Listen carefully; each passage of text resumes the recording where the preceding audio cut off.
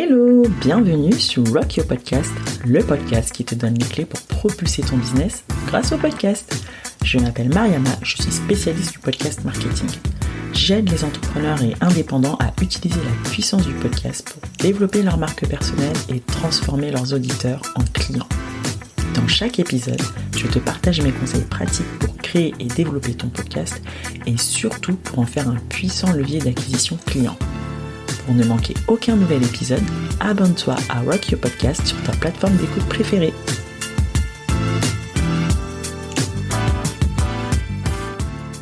Hello, bienvenue dans ce 5e épisode de Rock Your Podcast. Aujourd'hui, on rentre dans le vif du sujet, comment attirer des prospects qualifiés avec son podcast. Dans les épisodes précédents, j'ai pas arrêté de te rabâcher et je continuerai à le faire, sois-en sûr, que le podcast est une plateforme formidable pour construire une relation de confiance avec son audience. Donc c'est une superbe porte d'entrée pour construire cette fameuse relation. Tu construis ce que l'on appelle le fameux Know, Like and Trust de nos amis américains. Donc je vais te la faire en français, c'est moins sexy, mais bon quand même. Faire connaître, faire aimer, faire confiance. Donc tes auditeurs apprennent à te connaître, ils apprécient ta personnalité, ton contenu, et ils te font confiance. Et construire une relation de confiance, une véritable connexion est essentielle pour ton activité. Car à partir du moment où ils te font confiance, ils sont prêts à investir en temps et en argent dans ton business. C'est plus difficile de créer ce genre de connexion uniquement avec un blog, une vidéo YouTube, un Facebook Live, un Insta Live, etc. Si on prend l'exemple du live sur Instagram, on est dans une ère où le temps d'écran baisse. Donc tu décroches beaucoup plus vite parce que tu es sur ton téléphone pendant ton live, tu reçois plein de notifications, WhatsApp, Instagram, des rappels, etc. Moi, la première, j'ai énormément de mal à suivre un live, même le replay. Je vais jamais jusqu'au bout, donc c'est impossible. Alors qu'avec le podcast, c'est un format plus intimiste. Comme je te le disais, ça te permet d'être multitasking, tu l'écoutes en allant faire tes courses, en faisant ton repas, sous la douche, en voiture, bref, à peu près où tu veux. Tu suis ton audience à peu près partout. Tu es dans le creux de leurs oreilles, donc c'est beaucoup plus intimiste. Ils ont l'impression que tu es leur ami, quelqu'un de proche. Moi, ça me fait toujours rire quand j'ai une auditrice qui me dit « Ah bah je t'écoutais ce matin en allant déposer mes enfants à l'école » ou une autre qui me disait « Ah bah je t'écoute avant d'aller me coucher » par exemple. C'est fou quand même, non? Donc tout ça pour te dire que ton podcast, c'est un contenu evergreen. Ça veut dire qu'il ne disparaît pas versus une story Instagram par exemple qui disparaît au bout de 24 heures ou un post Instagram qui se noie sous toutes les autres publications du feed de ton auditeur. Ton auditeur, il sait où trouver tes épisodes.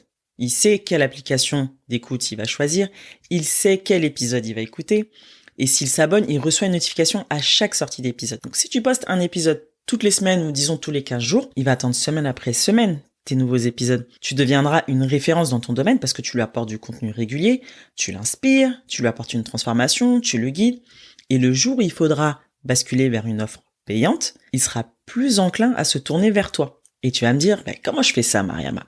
Écoute, je te le donne en mille. Oui, je suis toujours aussi adepte des expressions du Moyen-Âge. Écoute, c'est simple. Il faut que tu parles de toi, de tes offres, de ton business.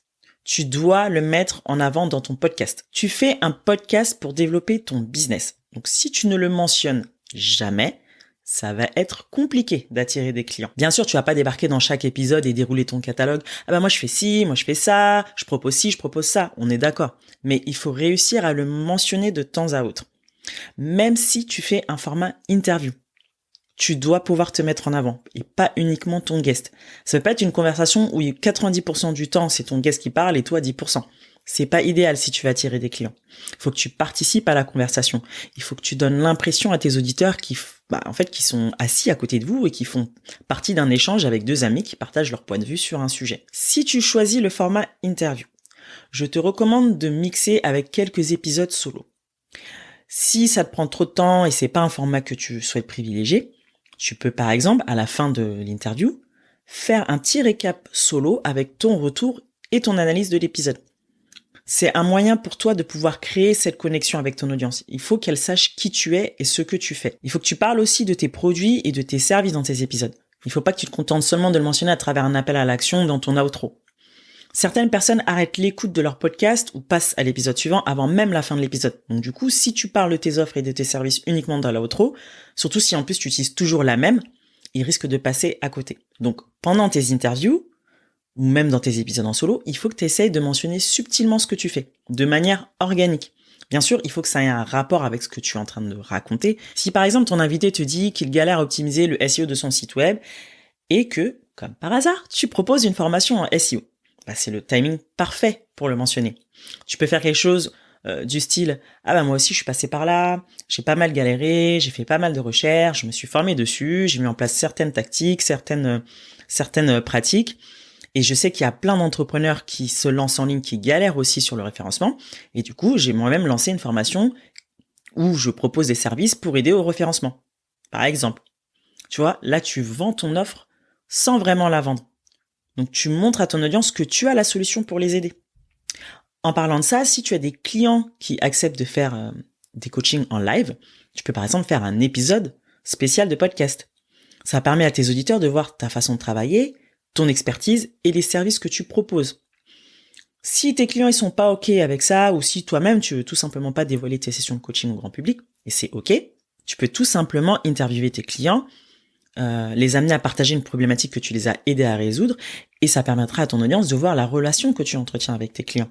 Ils s'identifieront plus facilement à ton client et voudront eux aussi potentiellement que tu les aides. Donc voilà comment le podcast peut te permettre d'attirer des prospects qualifiés que tu peux convertir en clients. Je parlais tout à l'heure de l'outro. Assure-toi aussi de mettre un appel à action clair. Leur donner du contenu juste pour leur donner du contenu sans leur dire quoi faire par la suite, c'est en quelque sorte une perte de temps. Il faut que tu construises en amont le parcours de ton auditeur idéal. J'en ferai un épisode dédié pour t'expliquer plus clairement ce que j'entends par là. En gros, ce que je veux dire, c'est que il faut que tu leur dises où ils peuvent te contacter ou poursuivre l'échange avec toi. Est-ce qu'ils peuvent te trouver sur Facebook? Est-ce qu'ils peuvent te trouver sur Instagram? Est-ce qu'ils peuvent te trouver sur ton site internet? Si tu as un descriptif ou une retranscription de ton épisode, leur mettre le lien directement dans le descriptif des épisodes. Si par exemple tu as un freebie, tu peux le proposer en téléchargement. Si tu as un groupe Facebook autour de ta thématique, propose-leur de le rejoindre. Il y a beaucoup de podcasts qui demandent simplement à la fin de l'épisode laissez-moi un avis sur Apple Podcast. Pour moi, c'est pas ce qui va t'aider à maintenir la relation avec ton audience et à potentiellement les convertir. Tu peux le demander de temps en temps, mais ça doit pas être le seul appel à l'action qui figure dans ton outro. Donc comme je te disais, tu peux leur proposer le téléchargement d'un freebie, de rejoindre un groupe Facebook, de réserver un appel découverte. Voilà, il faut que tu arrives à trouver un call to action qui te permette derrière d'atteindre l'objectif de ton podcast, donc ce qu'on a vu dans les premiers épisodes. À savoir, est-ce que c'est développer ta liste email? Est-ce que c'est développer ta communauté sur Instagram? Est-ce que c'est de promouvoir tes offres et services? Si tu veux aller plus loin, je propose une mini-formation gratuite sur le podcast. Je te mets le lien d'inscription dans les notes de l'épisode. C'est une formation par email où pendant 5 jours, tu vas recevoir des conseils pratiques pour lancer un podcast pour ton business. Et voilà, c'est tout pour aujourd'hui. N'hésite pas à t'abonner à mon compte Instagram Rock Your Podcast pour plus de conseils et astuces. À la prochaine!